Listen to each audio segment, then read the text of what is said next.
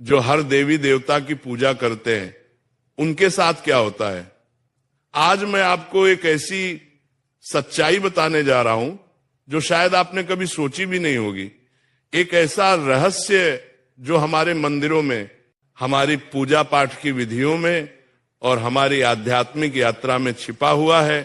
तो चलिए इस यात्रा पर निकलते हैं और समझते हैं कि जो लोग हर देवी देवता की पूजा करते हैं उनके जीवन में वास्तव में क्या घटित होता है। कल्पना कीजिए एक व्यक्ति की जो सुबह उठकर सूर्य देव को नमन करता है, फिर गणेश जी की आरती करता है, फिर शिव जी का ध्यान करता है, दोपहर में लक्ष्मी माता की पूजा करता है, शाम को हनुमान जी के मंदिर जाता है और रात को दुर्गा माता का पाठ करता है। क्या यह भक्ति है या भ्रम? क्या यह समर्पण है या बिखराव? जब हम हर देवी देवता की पूजा करते हैं तो हम दरअसल एक बहुत बड़ी सच्चाई को नहीं समझ पाते कि सभी देवी देवता एक ही परम सत्य की अलग अलग अभिव्यक्तियां हैं। जब एक साधक अलग अलग देवताओं की पूजा करता है तो उसका मन विभिन्न दिशाओं में भटकने लगता है। ये ऐसा है जैसे एक व्यक्ति एक साथ कई नावों पर सवार होने की कोशिश करे, अंततः वह किसी भी नाव से अपने गंतव्य तक नहीं पहुंच पाता। लेकिन इसका मतलब यह बिल्कुल नहीं है कि विभिन्न देवताओं का सम्मान नहीं करना चाहिए। हमें यह समझना होगा कि सभी देवी देवता एक ही परमात्मा के विभिन्न रूप है और हमें अपनी साधना में एक केंद्र बिंदु चुनना होगा। मैं आपको एक कहानी सुनाता हूं। एक सुंदर सी नगरी में श्याम नाम का लड़का रहता था। तो उसके घर में भी विभिन्न देवी देवताओं की पूजा होती थी। उसकी माताजी लक्ष्मी माता की भक्त थी, पिताजी शिव जी के उपासक थे और घर के अन्य सदस्य अलग अलग देवताओं की आराधना करते थे। लेकिन जब श्याम ने अपने गुरु श्री से इस विषय पर चर्चा की तो उसे एक अद्भुत सत्य का ज्ञान हुआ।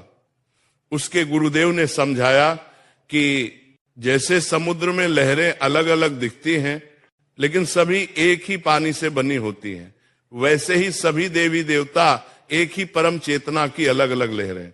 जब एक व्यक्ति हर देवी देवता की पूजा करता है बिना इस गहरी समझ के, तो उसकी आध्यात्मिक ऊर्जा बढ़ जाती है।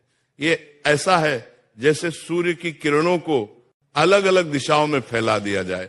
वे प्रकाश तो देंगी लेकिन उनमें वह तीव्रता नहीं होगी जो एक बिंदु पर केंद्रित किरणों में होती है। जब हम एक आवर्धक लेंस से सूर्य की किरणों को एक बिंदु पर केंद्रित करते हैं तो वे आग पैदा कर सकती हैं। ठीक उसी प्रकार जब हम अपनी भक्ति और साधना को एक केंद्र पर एकाग्र करते हैं तभी हम आध्यात्मिक परिवर्तन की उस गहराई को प्राप्त कर सकते हैं जो हमें परमात्मा की अनुभूति करवाती है। लेकिन यहां एक बहुत महत्वपूर्ण बात है जिसे समझना जरूरी है। सभी देवताओं के प्रति सम्मान और श्रद्धा होनी चाहिए, लेकिन साधना के लिए हमें इष्ट देव चुनना होगा। ये इष्ट देव हमारे लिए परमात्मा तक पहुंचने का माध्यम बनता है। जैसे एक पहाड़ की चोटी पर पहुंचने के लिए कई रास्ते हो सकते हैं, लेकिन हमें एक रास्ता चुनकर उस पर चलना होगा। ठीक वैसे ही आध्यात्मिक यात्रा में भी हमें एक मार्ग चुनना होता है। अब आप सोच रहे होंगे कि फिर उन लोगों का क्या जो हर देवी देवता की पूजा करते हैं। ऐसे लोगों के साथ कई चीजें होती हैं। पहली बात, उनका मन हमेशा चंचल रहता है, वे एक जगह स्थिर नहीं हो पाते।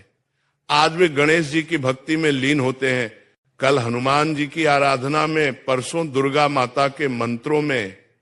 इस निरंतर बदलाव से उनकी आध्यात्मिक ऊर्जा कभी एक बिंदु पर केंद्रित नहीं हो पाती। यह ऐसा है जैसे एक किसान हर दिन एक नया बीज बोए लेकिन किसी एक पौधे को बढ़ने का समय ना दे, अंततः उसे कोई फसल नहीं मिलती। दूसरी बात जो है भक्ति की गुणवत्ता। जब हम अपनी भक्ति को कई दिशाओं में बांटते हैं तो हर दिशा में हमारी भक्ति की गहराई कम हो जाती है। मान लीजिए आपके पास प्रेम का एक निश्चित परिमाण है, अगर आप उसे 10 लोगों में बांटते हैं तो हर किसी को केवल दवा हिस्सा मिलता है। लेकिन अगर आप उसी प्रेम को एक व्यक्ति को देते हैं तो उसकी तीव्रता 10 गुना हो जाती है। आध्यात्मिकता में भी यही सिद्धांत लागू होता है।